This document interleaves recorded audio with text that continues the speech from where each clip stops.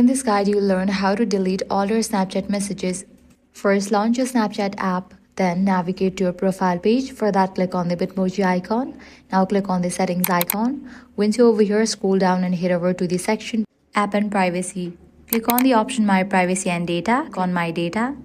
Click on Clear Conversations. Here you're gonna find all the conversation. Tap the X beside your conversation you want to remove. Then confirm by tapping Clear. Repeat this process for any other conversations you want to delete.